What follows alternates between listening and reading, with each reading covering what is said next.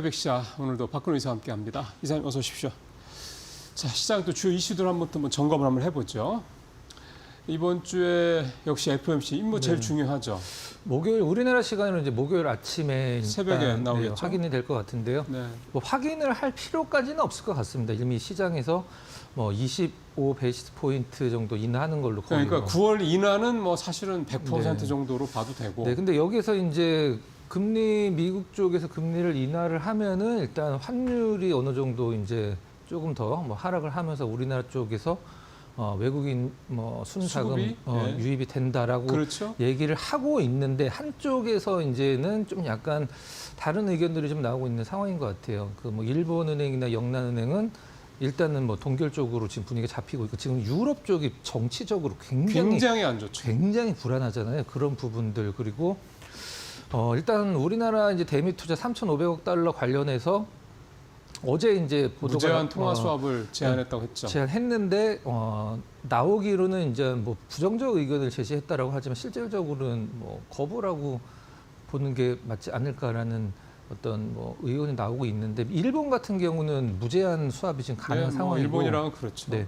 우리나라에 1년에 이제 우리나라가 그 들어오는 달러가 한 300억 달러 정도 연 단위로 되고 있고 그다음에 그 지금 보유한 게 한 4천 물론 다 달러는 4천억 달러 조금 넘죠. 네, 4,100억 전후 네. 100억 달러 정도 전후되고 있는데 이걸 어떻게 마련을 해야 될지 이것 때문에 지금 뭐 정부에서 굉장히 좀 많이 골머리를 좀 앓고 있는 상황인데 그런 부분들이 일단 복합적으로 돼서 네. 환율은 실질적으로 우리나라가 큰 어떤 수혜를 보진 않을 것이다. 이런 의견도 반대로 좀 나와 있는 상황입니다. 네, 3,500억 달러가 미국에 투자가 된다 그러면 이게 우리 외환 보유가 4천억 달러 조금 넘으니까 네.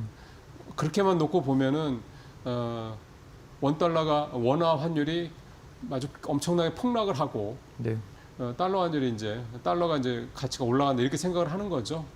사실 이게 이제 협상 수례 하나라고 협상 전략 하나라고 보시면 됩니다. 야, 니네 우리한테 그렇게 투자를 하는데 우리 달러 갖고 있는 게 4천억 달러밖에 안 돼. 근데 3,500 달러를 미국에다 투자하라고? 그러면 우리 원화 가치는 완전히 동전이 될 텐데 뭐 이런 식의 얘기들. 네. 그러니까 무제한 통화 수합 해줘라고 요구를 한다라는 거죠. 우리 입장에서 봤을 때는 외환 시장이 출렁거리는 거에 대해서 있을 때 출렁거릴 때 제일 사실은 불안한 게 달러가 밖으로 나간다라는 거죠. 이탈한다는 거잖아요. 이게 우리가 외환위기 때 경험을 해봤죠. 그래서 금융위기 때하고 팬데믹 때 2번 통화 수합을 계약을 맺은 적이 있거든요. 그래서 그거를 그렇게 좀 해달라 이 얘기를 좀 하는 건데요. 우리 협상 전략이 하나라고 적절한 전략이라고 생각이 좀 들긴 합니다. 3,400선은 사실 삼성전자가 하이닉스 대비해서 너무 못 올랐기 때문에 사실 삼성전자의 윗단을 굉장히 많이 열어놓고 있는 상황에서 그렇게 어려운 지수는 글쎄요. 뭐 아닌 것 같습니다. 예, 뭐 올해 안에 4천을 넘느냐 뭐 이 얘기가 사실은 오히려 조금 더 도전적인데 네. 3,400은 뭐 오늘 중으로도 뭐 얼마든지 돌파할 수 있지 않을까 싶습니다. 물론 오늘 간다는 전제하에서죠. 자, 달리는 말에 올라타라. 코스피 상승률을 앞지른 ETF. 네.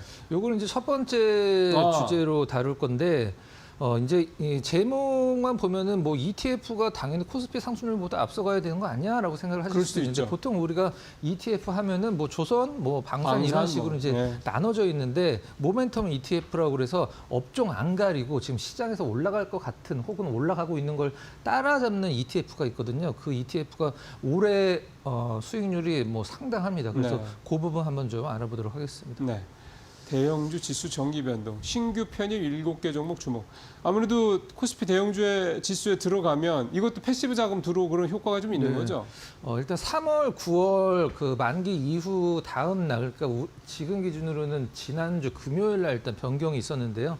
하나, CJ, 이수페타시스, APR, 뭐 LG, CNS 이런 기업들이 7개가 일단 대형주로 네. 바뀌고 LG 이노텍은 대형주에서 중형주로 빠졌죠. 그래서 그것과 관련돼서 분위기가 조금 좋아질 수 있다. 그래서 일단 지수가 올라갈 때는 대형주 위주로 수익률이 나기 때문에 새로 대형주로 편입되는 종목군들을 좀 살펴볼 필요성이 있다. 그런 내용입니다. 그러니까 지금은 지수가 움직이는 타이밍이니까 이제 박스권을 벗어나면서 상단 돌파를 하면서 이럴 때는 좀 대형주 중심으로 네. 타는 필요가 있다. 그 얘기가 좀 밑에 좀 나오네요. 네. 우리 뭐 개인 투자자분들이 소형주들을 좋아하는 이유는 사실 별다른 거 없죠. 이제 뭐 타이밍만 잘 잡으면 소위 이제 자리만 잘 잡으면은 뭐 상한가도 가고 뭐 50%, 60% 수익률 뭐 금방 나오니까 하지만 이 지수가 올라갈 때는 대형주 수익률을 소형주가 사실 따라갈 수가 없습니다. 역사적으로 단 한 번도 네. 그런 적이 없어요. 그래서 뭐 전부 다 대형주를 한다, 전부 다 소형주를 한다라는 얘기가 아니라 대형주 위주 장에서는 이제 소형주보다도 대형주 쪽으로 포트폴리오를 짜시는 게 수익률적인 측면에서 월등하다라는 네. 어떤 뭐 그런 얘기입니다. 이게 참 어려워요. 예. 이럴 때 예를 들어서 반도체 같은 경우는 SK하이닉스라든가 삼성전자를 사는 게 네. 소부장을 사는 것보다 수익률이 더 낮다 이 말씀이잖아요. 네. 이걸 두 번째 이슈로 좀 삼아 볼 건데요. 그러시죠. 그래서 네. 한번 체크를 해 보도록 하겠습니다. 예. 코스피 사상 최고인데 개인 투자는 또 빈손. 이런 얘기 좀 안 나왔으면 좋겠는데, 네. 지난주 기준으로 순매수한 종목군들을 좀 보면 일단 뭐 거의 수익이 안 나오고 있는 상황이기 때문에 개인들이 뭘 샀어요? 주로. 삼성 SDI도 좀 샀고 또 그다음- 2차전지군요. 네, 그런 쪽 위주로 좀 많이 샀기 때문에 외국인들 산 거는 지난주에 한 10% 정도 수익이 났다라는 분석도 있었습니다. 외국인들이 주로 산 거는 또 반도체나 뭐 네, 이런 맞습니다. 쪽인가 보죠. 네, 네. 그러면 외국인 따라잡기 그냥 하면은 어느 정도 수익 보장되는 거 아니에요? 이게 참 아이러니한데요. 개인 투자자분들이 보통 가장 신경을 많이 쓰는 게 외국인들이 뭐를 사고 그러니까요. 있는지, 기관이 뭐를 사고 있는지 신경을 많이 쓰는데 저도 그 얘기 무지하게 하는 것 같은데. 포지션은 거의 뭐 역사적으로 아. 틀린 적이 없었죠. 반대로 외국인 사는 건 팔고 외국인 파는 건 사고 이런 식으로 반대로 가기 때문에 사실 지금 같은 세상에서 HTS만 키면 장중에 외국인들이 무엇을 사고 있는지 다 확인이 가능한데 네. 일단 뭐 좀 아이러니긴 합니다, 진짜로. 네. 왜 그런 걸까요?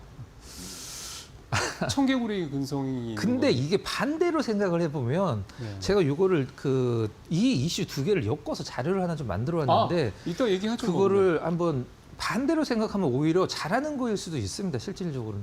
네, 한번 그때 체크를 해보도록 그렇게 하겠습니다. 또 생각을 하시니까. 네, 근데 네. 수익은 안 나니까. 네, 그거는 이제 평균적인 거고 한번 예. 자료 보면서 말씀하면 그러시죠. 드리도록 하겠습니다. 오늘 뭐 기대가 아주 큽니다. 자, 첫 번째 이슈.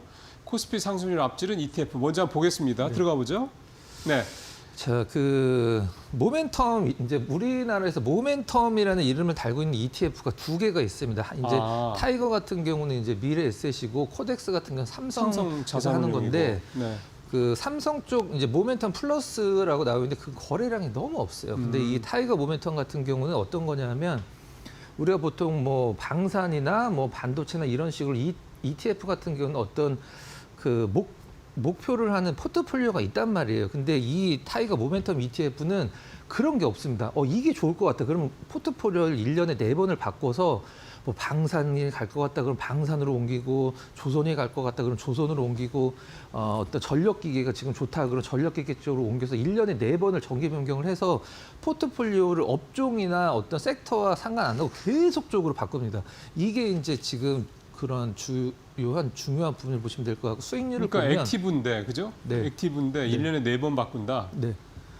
수익률을 보면 올해 1월 1일 이제 1년이니까 작년도 9월 달 초순 기준으로 이제 73%, 6개월 기준으로 46%, 1개월 기준으로 17% 나왔는데 아까도 말씀드렸지만 그 소형주 위주로 투자하시는 개인 투자자분들은 3개월에 17% 수익 난 게 뭐가 대수냐라고 생각을 하실 수도 있는데 엄청난 수익률입니다. 실질적으로는 이런 부분은 이제 조금 있다가 이제 코스피 전체랑 이제 비교를 한번 해볼 텐데 일단 여기 잠깐 개요를 설명드리면 12개월 동안 높은 수익률 기록한 종목군들 위주로 좀 추려서 더 올라갈 것 같은 종목군들을 좀 편입을 하고 있고요.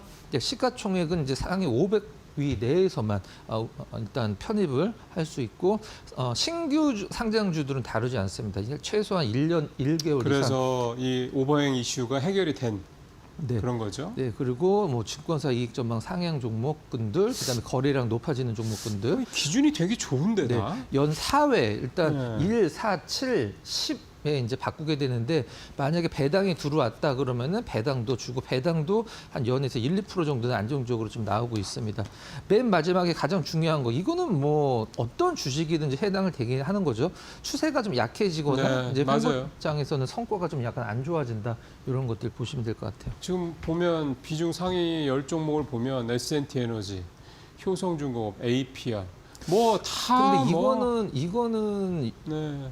여기에 좀 약간 안 맞는 걸 수도 있긴 한데 지금 이게 이것과 관련된 분석 기사와 지금 제가 보여드린 거는 약간 좀 다릅니다. 이거는 지금 분석 기사로는 7월 31일 날 미래에셋 자산운용에서 업데이트된 자료가 분석 기사로 나갔고 이거는 지금 실제 네. 지금 비중이나 종목군들이 약간 좀 다릅니다. 그래서 그러니까 이거는 좀 현재 이 타이거 모멘텀 ETF에 있는 네, 현재 상품인 포트폴리오 이제 상위만 갖고 온 건데요. S&T 에너지 그 가장 높은 비중인데 차트 보시면은 주가 많이 올랐어요. 정말 주가 흐름이 뭐 표현상 그렇습니다만 끝내주게 올라가고 있습니다. 뭐 효성중공업 마찬가지고. 네.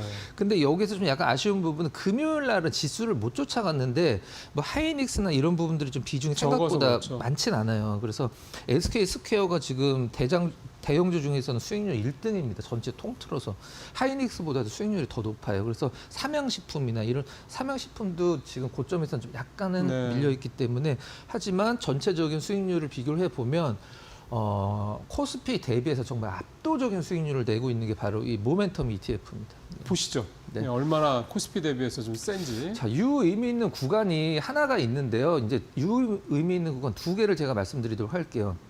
이게 뭘 비교를 한 거냐면 올해 1월 1일 날 똑같은 스타트를 해서 코스피 지수, 타이거 모멘텀, 코덱스 레버리지의 수익률을 비교를 한 건데 코덱스 레버리지는 지금 100%가 넘었죠. 110% 가까운 수익률이고 타이거 모멘텀은 지금 현재 67%, 올해만 네. 67%, 코스피 같은 경우 40%가 약간 넘는 상황인데 여기서 가장 중요한 건 뭐냐면 코스피랑 레버리지가 마이너스로 빠졌을 때 이 타이거 모멘텀은 마이너스로 빠지질 않았습니다. 그러네. 안 빠졌네. 네, 이게 이제 여기가 이제 0입니다. 그 네. 손실 영역이고 스타트한 구간이죠. 그래서 올해 4월 초에 이제 시장 굉장히 안 좋았을 때 이 코스피가 올해 1월 1일 대비해서 마이너스로 빠졌단 말이에요. 근데 이 타이거 모멘텀은 마이너스로 빠지질 않았습니다. 플러스를 계속 유지를 해줬어요. 그럼 저거 뭐 지금 이 타이거 모멘텀 ETF라는 게 네. 장이 나쁠 때도 오히려 시장 수익률 대비해서는 아웃퍼폼한다는 얘기인데. 그렇죠. 그거를 일단은 뭐 지향하기 위해서 만든 ETF고 요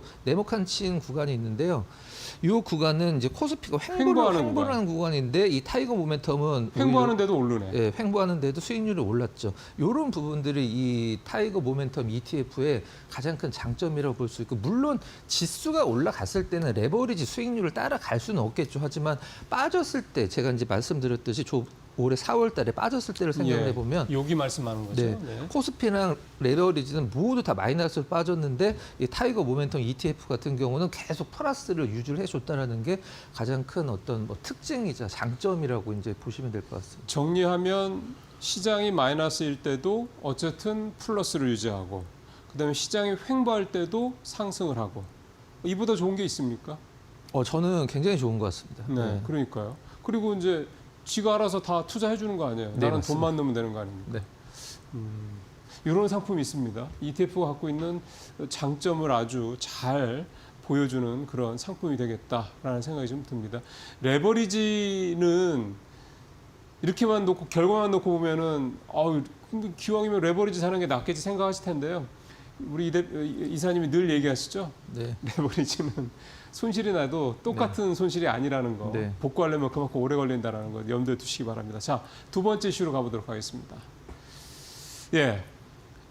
대형주 이게 개인 투자 입장에서 봤을 때는 참 선택하기 쉽지 않은 내용이긴 해요. 저는 일단 다시 한번 강조를 드리지만 중형주 좋고 뭐 소형주 좋고 우리나라에서 저평가된 중형주, 소형주 뭐 얼마나 많이 있겠습니까만은 지수가 올라가면 사실 수익률을 대형주를 개별주들이 따라올 수가 없습니다. 물론 상한가도 좋고 다 좋지만 대형주 포트 위주로 지금은 이제 어느 정도 포트를 좀 늦었을 수도 있습니다. 지금 이제 중형주, 소형주가 오히려 더 좋다라는 분석 보고서도 많이 나오니까. 글쎄요. 이제 네, 저 대형주가 한번, 많이 올랐으니까. 네, 살펴보면 9월달 상승률만 보면 대형주가 이제 8.5% 올라서 소형주의 4.1%를 2배 이상 지금 압도를 하고 있는 상황입니다. 전체적으로 봤을 때는 물론 뭐 소형주, 중형주 투자를 정말 잘하신 분들은 더 높은 수익률을 내셨긴 합니다만은 확률적으로 대형주들이 지금 많이 오르고 있는 상황이기 때문에 대형주 위주로의 투자가 좀 뭐 합리적이다라는 그런 내용이고요. 일단 코스닥 합친 이제 거래소랑 코스닥을 합친 게 이제 KRX TMI 이제 지수인데 그것도 거의 똑같은 흐름을 나타내고 있다는 것은 우리가 코스닥 하면은 뭐 중소형주 위주의 투자를 해야 된다라고 생각하실 수도 있는데 토탈 마켓이죠. 토탈 마켓 인덱스 거래소 코스닥 다 합쳐도 한마디로 코스닥도 지금 대형주 장세다. 그걸 이제 나타내고 있는 거고요. 일단 삼성전자, SK하이닉스가 52주 신고가를 갱신하고 있는데 중소형주들 중에 지금 52주 신고가 갱신하고 있는 기업들 그렇게 많지는 않거든요. 그게 굉장히 중요한 부분이기도 합니다. 그래서 뭐 맨 마지막에 보면 유한타 증권에서는 중소형주들이 앞으로 중소형주의 시대가 올 것이다라는 의견도 좀 내놓기도 했는데 지금 글로벌 주식형 펀드에서 중소형주 쪽으로 좀 약간 자금 유입이 되고 있다는 부분도 체크를 해야 된다라는 부분이고 9월 달 들어서 대형주도 상승률인데요. 네. 자, 9월 달 들어서 여러분들 지금 HTS를 키고 9월 달에 사신 종목군들 중에 37% 수익이 나 있는 종목군들이 아마 많지는 않으실 거예요. 중소형주 갖고 한 계신. 달에. 네, 그렇죠.